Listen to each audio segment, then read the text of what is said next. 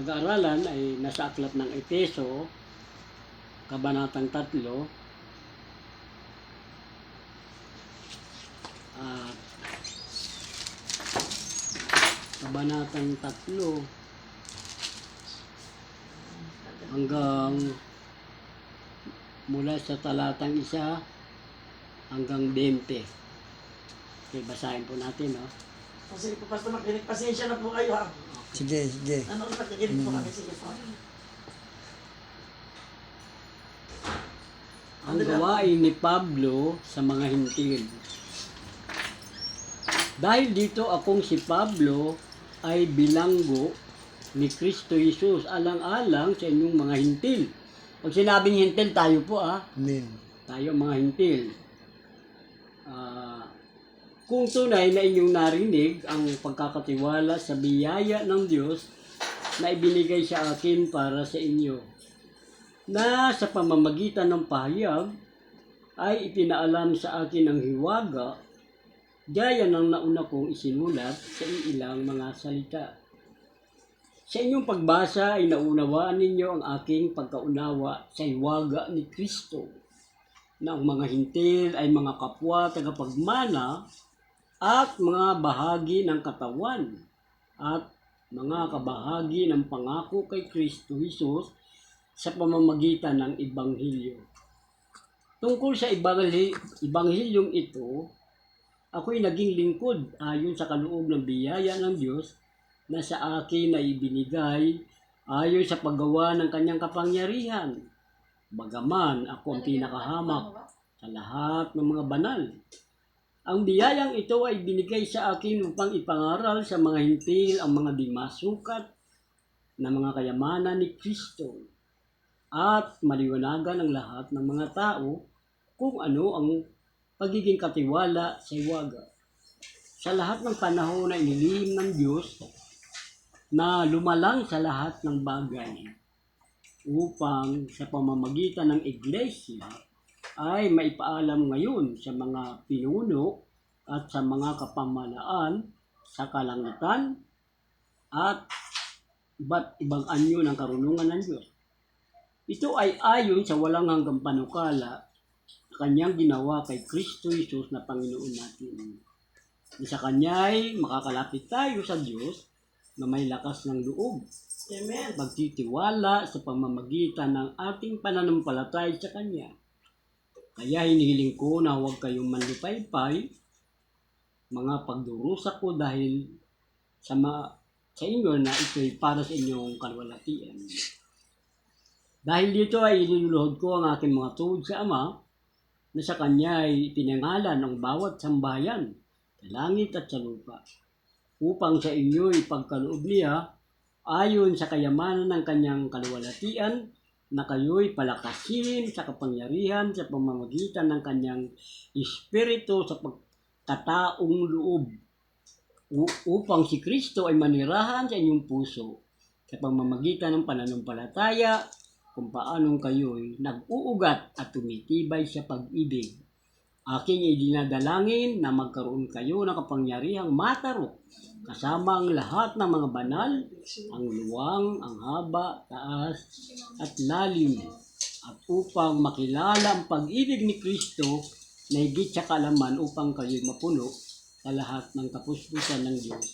Ngayon, sa Kanya makakagawa ng higit na sagana kaysa lahat ng ating hiningi o iniisip ayon sa kapangyarihan ng gawa sa atin. Pagpalain po ang salitang ito, ating pag-aaralan. Handa po ang inyong sagot.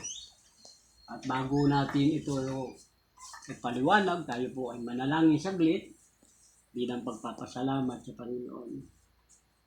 Dakilang Diyos, ang maraming makapangyarihan sa lahat, na siyang malikha ng langit at ng lupa, walang bagay na namin nakikita na hindi kayo ang siyang may gawa, kundi lahat, kahit ang mga bumuntik, maliliit na bagay, Panginoon, ito ay gawa ng iyong kamay. Higit sa lahat, ang aming buhay, utang namin sa iyo, kami ay katiwala mo lamang. Salamat, Panginoon, na minsan napakabuti mo, hindi namin matarot ang iyong kagandaang loob para sa amin na sa mga oras na ito, narito kami. Hindi ito aksidente o nakataon lamang, kundi ito ay udyok ng iyong banal na espiritu na aming pag-aralan at ito ay aming itinangako sa iyo na sa tuwing Lunes nakakaroon kami ng pag-aaral ng iyong mga salita na ang isang instrumento mo ay ang aming punong barangay na si Elenita Reyes. Yes, Lord. Salamat po na bihira sa mga taong nagpapaunlak na pag-aralan at nasain ang iyong mga salita, Panginoon. Kakaiba siya, Panginoon. Purihin po si Yes, Lord. Madam Line na ginagamit yung kasangkapan Siya. na bagamat hindi lahat ng tao na nagpapagamit sa iyo. Salamat po, Panginoon, at samahan mo po kami na maunawaan namin ang salita na aming pag-uusapan sa mga oras na ito. Salamat po, Panginoon. Ito po ang aming panalangin sa pangalan ni Jesus. Amen. Ito ang tanong gusto ko yung magbigay ko ng sagot kahit hindi ko naman sasabihin na mali. Basta yung inyong opinion. Tama po, tama. Oo, Yung alam mo na yung para sa iyo. sa sarili mong opinion. Oo. Ito yung Walang ano tanong. dito, walang personalan. Ito Oo. guys. Ay, wala tayo sa Hindi tayo nagpapaliksaan dito. Opo. Ito ang tanong ko, ano yung iwaga na kay Kristo na matagal nang inilihim ng Diyos sa unang talinlahi at ipinahayag sa ating panahon? Bakit inilihim ng Diyos yun sa mga unang talinlahi? Pero ngayon, ipinahayag niya sa pamamagitan ng ating apostol na si Pablo. Ano yung iwaga? Ano yung iwaga na yun na matagal inilihim ng Diyos tapos sa panahon ni Pablo, pinahayag niya yung iwaga. Sa totoo lang, sabi nga ng ating pastor, ang kaligtasan hindi para sa atin. Hindi tayo kasama dahil ang kaligtasan para sa mga Israel. Kasi ang mga Israel, hindi sila nakikisalamuha sa atin. Ang tingin nila sa atin, baba. Hindi tayo kasama sa pangako. Hindi tayo kasama sa tagapagbana kung anong meron kay Kristo. So gusto kong makita, ano yung hiwaga na yan, na pag nalaman natin ngayon, siguro mararamdaman na ating puso, napakataba, napakasarap. Pag-uwi natin ng bahay, totoo ba yun, Lord?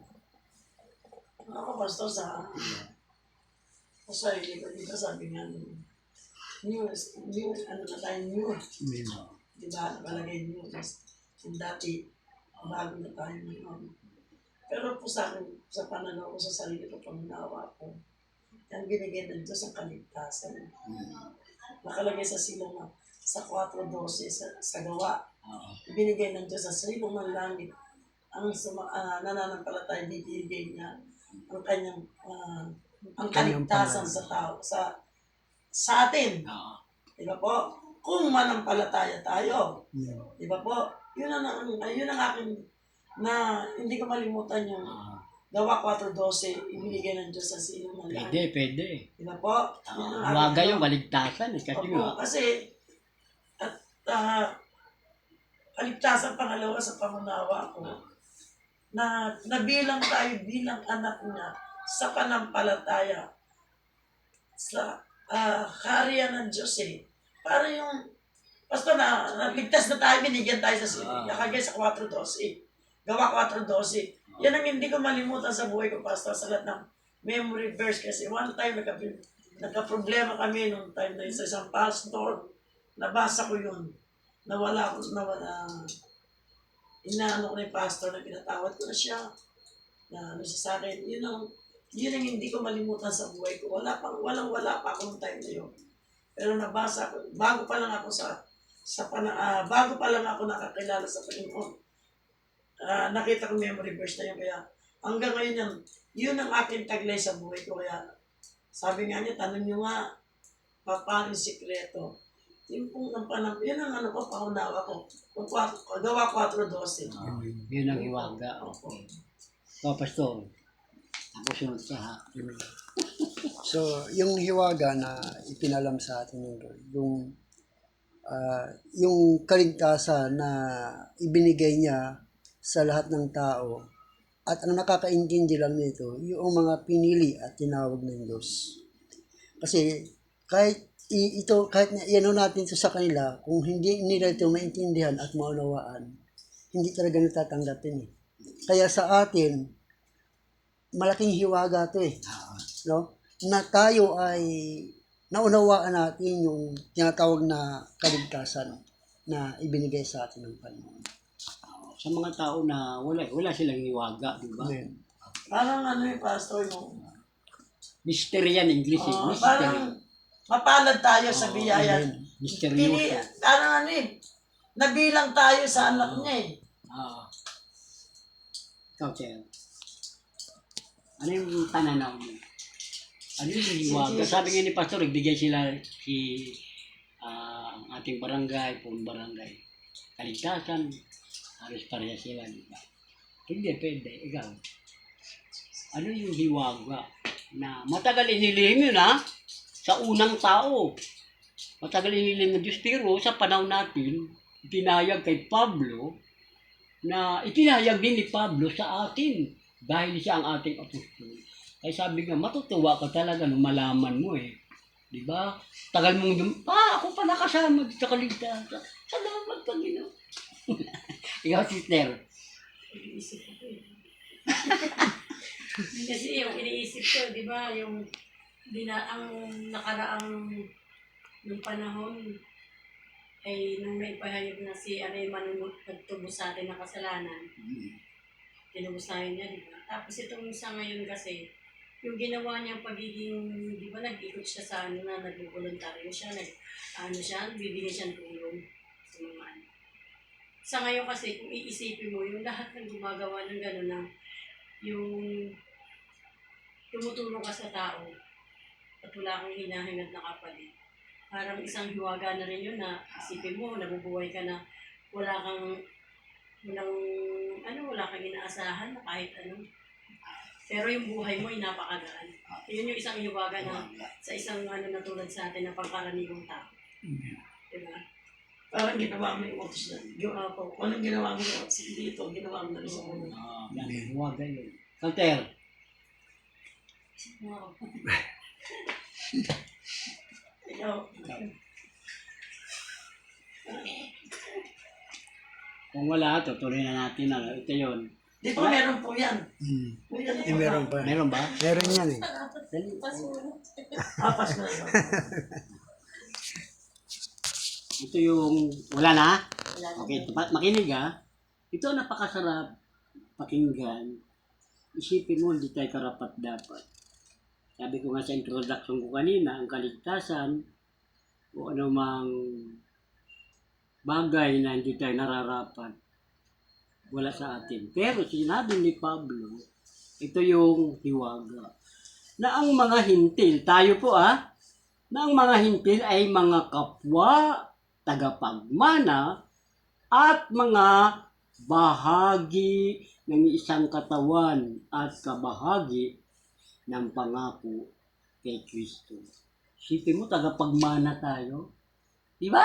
Masarap pakinggan yung tagapagmana. Parang ganito yan eh. Parang may Kunwari, anak sa loob. inampun ako ni chairman. Ubehas, naging Reyes ako. Inampun ako ni chairman. Mayroon siyang anak na talagang anak niya. Si Kagawad. Siyempre, lahat naman tayo, chairman, naalis sa mundo, di ba? Opo. Yung lahat ng ari-arian ni chairman na dapat ipamamana sa kanyang anak, sinabi ni chairman, si Pastor Ramon, pamamanahan ko rin. Masarap yun Hindi ka tunay na anak. Tapos, Mabilang ka. pakiulit. Pamamanahan ka ni chairman. Napakasarap na tayo, sabi ni Pablo, na tayo ay mga kapwa, tagapagmana, at mga kabahagi ng isang katawan. Nino? Ni Kristo. Si Kristo yung katawan niya, ang ulo, siya ang katawan, ang ulo, tayo ang bahagi. Ako pag sinabi, saan ka pastor? Sa bahagi ni Kristo. Kahit kukulang, masaya na ako. Sa kukulang ako ng Panginoon, masaya ako. Saan mo gusto maging kabahagi? Kahit talampakan ka ni Kristo, di ba? Pag sinabing bahagi ka ng katawan ni Kristo, nakaugnay ka, hindi ka mawawalay sa Kanya. Bakit? May sinabi siya na, ako ang puno ng ubas, kayo ang mga sanga. Kapag nakakabit ka kay Kristo, yung anumang pakinabang, buhat doon sa puno, yung vitamin o mineral, dadalo siya sa ngayon. Tayo yun ang tinutukoy ng Panginoon. Tagapagmana at iisang katawan at mga kabahagi ni Kristo sa pangako. Sarap nun. Isipin mo, pag-uwi ka ng bahay mo, kasama pala ako sa pangako ng Panginoon. Dapat hindi tayo kasama sa pangako. Pero, nung kausapin, nagpayag ang Diyos kay Pablo na ang mga hintil na dating malayo, mga dayuhan sa mga Israel, ay kapwa na tagapagmana. Bakit? Ano ba ang buhay natin? Kung babalikan natin ang chapter 2, pinapaalala ni Pablo, ano ba ang kalagayan natin? Makinig ha. Sabi ni Pablo sa chapter 2, kaya nga alalahanin ninyo nung una, kayo'y mga hintil, tayo po. Hintil sa laman na tinatawag niya dituli ng mga tinatawag na tuli sa laman na ginawa ng mga kamay ng tao. Ano ang kalagayan natin? Na ang panahon yun, kayo ay walang Kristo. Totoo yan. Di ba nga kung pastor nakasagot mo? Di ba po siya, yung tanggapin mo si Kristo, siyang ano na yun, bahagi na ng Panginoon. Kasi, kilalanin mo siya, tanggapin mo sa bilang Panginoon mo. Mana mo na sa Kanya. Hindi kayang bayaran sa lapi, hindi kayang bayaran sino man. Yung kaligtasan mo, isang mana na yun, pastor. Kaya nga sabi ni Pablo, nire-remind tayo. Wala tayong Kristo noon eh. Wala tayong Kristo. Kaya tayo nagkaroon ng Kristo. Tuloy natin, maganda kasi sinasabi ni Pablo. Na sinasabi niya, kaya nga lalahanin ninyo nung una, kayo'y mga hintil sa laman na tinatawag na tutuli, ng mga tinatawag na tuli sa laman na ginawa ng kamay ng tao. Na panahon yun, kayo ay walang Kristo, hiwalay sa pagiging mamamayan ng Israel, at mga dayuhan ng mga tipa ng pangako, walang pag-asa at walang Diyos. Biro mo yan? Alam niyo minsan kasi, wala talaga tayong Diyos noon eh. Wala tayong pag-asa, wala tayong pag-asa. Sabi ko nga, lahat dapat ng tao impyerno eh. Wala tayong pag-asa eh. Kasi sabi nga ng turo ng ating pastor, di mo natin dinudugtong lang natin. Kasi tayo nung araw, nung wala pa yung biyaya ng Diyos, hindi pa siya namatay sa krus ng Kalbaryo. Ano ba ang Diyos natin dati? Di ba, Pastor? Sabi nga ni Pastor, mahilig kasi tayo pag nakita tayo ng bumakat lang ang mukha ni Kristo, sasambahin na natin. Yun ang sinasabi ni Pablo, wala kayong pag-asa, wala kayong Diyos. Pero sabi niya na wala kayong Kristo, hiwalay sa pagiging mamamay na Israel, at mga dayuhan sa mga tipa ng pangako. Walang pag-asa, walang Diyos sa sanlibutan. Pero, sabi niya, subalit ngayon ay na kay Kristo Jesus, kayo nung una ay malayo, inilapit sa pamamagitan ng dugo ni Kristo. Yun nagbigay sa atin na yung nawisikan tayo ng dugo. Sabi nga ni Sister, dahil sa ating kasalanan, dahil sa ating kasamaan, nung mamatay si Kristo sa krus ng Kalbaryo, sa pamamagitan ng kanyang dugo, yun ang biyaya. Nabigyan tayo, nabagian tayo ng tagapagmana. Sabi nga ng ating chairman, tama po yun. Yung hiwaga doon, na hindi dapat sa atin, sabi ni chairman, yung iligtas ka ng Panginoon, yun ang hiwaga. Totoo yan. Ano mo yung kayamanan mo? Ang dami. Wala ka namang Kristo. Wala ka ng kapayapaan. Wala ka kapayapaan. Di ba? Sabi nga ni chairman, ako pastor, tatandaan ko, ako talaga, yung verse na yan, yung gawa. Gawa 4:12. Oo, 4:12. Kay So Kristo Kristo lamang ang matatagpo matatagpo ng kaligtasan. sapagkat Yun sa ang sino hiwaga na pangalan ibigay na. hindi mo mabibili yan sa 999 o sa Divisoria Mall o sa Kasi pastor, share ko lang ito. One time kasi, wala pa kami bahay nun eh. Wala pa kami nun, ano pa yung bahay ko. Maliit lang, kubo-kubo lang yan. Nakikita pa anak ng dalawang daan. Ano pa, hindi pa ako binayaran ng pastor na yun. Didimanda sana namin, nabasa ko yung ano yun eh, yung reverse. Yung verse na yun eh. Hindi mo sa Bible ko kasi medyo, siyempre bilang tao eh, dapat talaga walang-wala pa naman. Pero, nabasa ko nga yung gawa 4:12 kasi nung man lagi matatagpo ng kaligtasan bagay sa Kristo. Pero yun, naging ano sa buhay ko yun. Isang inisip ko mabuti at pinag-aralan ko. Nanahimik ako. Hinihiyaan pa ako ng Diyos. Tinatawag ko na siya. Kasi, yun kapatid ang hiwaga. yan ang maganda. Kasi hindi lahat ng tao na katulad sabi nga ng chairman na yung hiwaga na naiintindihan niya, pinangahawakan niya. Tandaan mo, hindi maaagaw sa iyo yun. Binigay sa'yo ng Panginoon. Sabi ko nga, kahit marami tabunan ka ng kayamanan kung wala kang Kristo, sabi ni chairman, wala kang kapayapaan. Sa ating ito, halimbawa, Ay, may pera ka, pastor, pag hindi tama yung ginagawa mo. Wala rin yun. Lilipad na lilipad yun. totoo yan, chairman. Manahimik ka. Opo. Wala ka sa Diyos, di ka pabayaan. Kasi, yung ano nga yun, basta taga wala pa akong time din, pero, yun ang nakita ko talaga. Hindi ko masabi, kaibigan ko, chismis lang ako. Hindi ko masabi sa ganito, pagalitan ako. Kami na mag-asawa, nagbasa ako ng Bible. Tinuro sa akin ng Panginoon, yun ang the best sa buhay ko.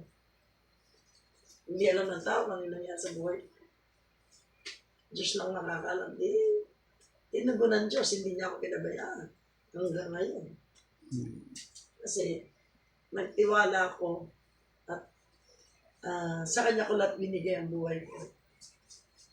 Kaya, tama yung sinabi niya, pag binigay ka ng Diyos ng galing sa kanya, hindi ka pababayaan. Ayun nga po. Meron kang pakinabang. Kasi yung magtatagumpay ka eh. May pag-asa ka eh. Huwag ka lang iiwalay sa kanya, yung pangako niya. Hindi kita iiwan, hindi kita pababayaan. Kung patuloy ka lang sa kanya, hindi ka niya pababayaan. Salamat talaga. Yung nga nagkasakit nga ako, pas nagkasakit ako nung pinakahiga ako, pas tumug ako eh. Biglaan na ako makagalaw. Panginoon, tulungan mo po ako, Panginoon. Panginoon, tulungan niyo po ako. In Jesus' name. Nakagalaw ako. Basta talaga totoo. Basta. Itong pandemic, nagkasakit ako. Pakanta ko, mamatay na ako. Kahit nakaupo ako, mamatay na ako. Pero sabi ko, in Jesus' name, in Jesus' name. Tapos na talaga, totoo yung kaya ako. Marami akong ano sa buhay, karanasan na hanggang mula sa hanggang ngayon talagang nagtitiwala talaga ako. Sige, tulog ako ha. Sige ko. Sige, tinatawag ko, Panginoon, kasi hindi ako makagalaw eh. Pinaisip ng Diyos, yung pinaisip niya sa akin. Wala kang tawagin mo yung pera mo, hindi ka gigising yan. Tawagin mo ganito, hindi nila alam. Pero napakabisa ng Panginoon na kahit ako. Nakahigyan talaga kayo, ulitin ko, hindi ako makagalaw eh. Pero ano naisip ko? Tinawag ko ang Panginoon. 2 beses ko tinawag ang Panginoon. Tulungan niyo po ako, Panginoon. Tulungan niyo po ako. In Jesus' name. Pag-review ko ng gano'n, nagagalaw po ako. Amen. Diba? Napakabay talaga ng Diyos. Kung nandiyan ako, hindi ko malang gagawin ko. Kung wala akong Panginoon, nasaan ako ngayon, baka nandun ako sa 10 feet. lower. Pero, mas lower, mas higher binigay sa akin ng Panginoon. Amen. Kaya, totoo po ako naniniwala talaga na antayin natin ang bigay ng Diyos. Huwag tayong titigil. Patuloy lang, patuloy. Kasi, sabihin mo ganito, marami ka pa pagdadaanan, sabihin mo, kilala ko ang Panginoon, marami ka pa rin pagdadaanan. Yes. Dami na kahit na Kristiyano ka, sabihin mo kung makakilala ka, maraming dati sa inyo mga pagsubok. Pero huwag ka nang bibitaw. Ano nakita ko? Sa talaga totoo yun. Hindi talaga ako makakalapas. Sinumpong ako sa sasakyan nila. Sakay ako ng jeep. Hindi nila ako makakapag. Nuwat nila ako. Pero doon pa lang, binireview ko yung Jesus na. Mahalaga, gamitin mo ang Panginoon sa pangalan ni Jesus in the name of Jesus. Kasi di ba, pinagtatawanan ka, di ba? Hindi nila alam. Makapangyarihan nyo. Amen. Sabi yan, puro pa yung Jesus name. Bakit? Talaga Panginoon ko buhay. Amen. Kasi yun ang ano ng buhay ko eh. Kumikilos talaga. Talaga kumikilos ang Panginoon, yung babali-bala yung salitang, yung kanyang word, yung kanyang salita, maalaga. Mataan ko, mas higit pa sa, ako na, ang dami ko experience sa buhay ko. Ang dami ko pinagdaanan. Gihirap ako, nandyan na lahat, pero, Diyos lang. Never tayong kakalimot sa Diyos. Di ba pinagtatawa na, for Bible study lang yan, puro lang dasal. Oy, nako. So, Talagang importante sa buhay ng tao yun eh. Amen. Minsan kaya talagang kaluluwa eh. may kakamali tayo pero pinapalalaan tayo ng Diyos. Amen. Yung pong ano, di ba, totoo naman yun. Minsan, bilang tao, wala pa naman perfecto sa atin eh. Wala pa naman santa eh. Ano pa tayo. Pero, yung iba na pinare-remind ng Lord, mali ka dyan.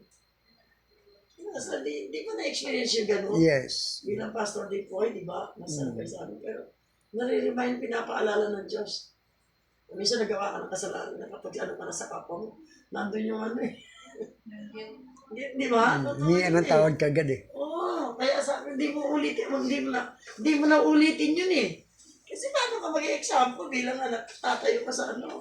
Hindi mo tayo perfecto, pero hanggang maaari. Ito yun na, Andro, may pastor. Kaya salamat tayo sa Panginoon, salamat, nandito pa rin. Amen. Okay. Nakita mo yung hiwaga. Yung hiwaga, mo, nandito ka, hiwaga yan eh. Yes. Na napakinggan mo yung salita ng Panginoon. Sabi nga ng chairman, yung hiwaga na talagang ma-appreciate mo na hindi lahat ng tao. Kasi para sa kanila, sabi nga ng chairman, uwi naman yan po. Hindi nila alam yung hiwaga na kapaloob dito, ayon sa binasa natin. Kasama tayo sa pangako. Yung pangako saan? Sabi nga ng ating pastor, yung patutunguhan natin, sabi nga ng pastor, lantay ginto, apakan natin papunta sa paraiso ng Panginoon. Yun ang pangako ng Panginoon. Yung bigyan ka ng kaligtasan, ingatan ka, yun ang pinakahiwaga na kailanman, sabi ko nga, hindi mo mahagilat yan saan man sulok. Ang Diyos ang bibigay sa atin. So maraming salamat sa inyong mga sagot at tugma naman. Lahat naman. Salamat po. Thank you, Pastor. Yan. So purihin ng Diyos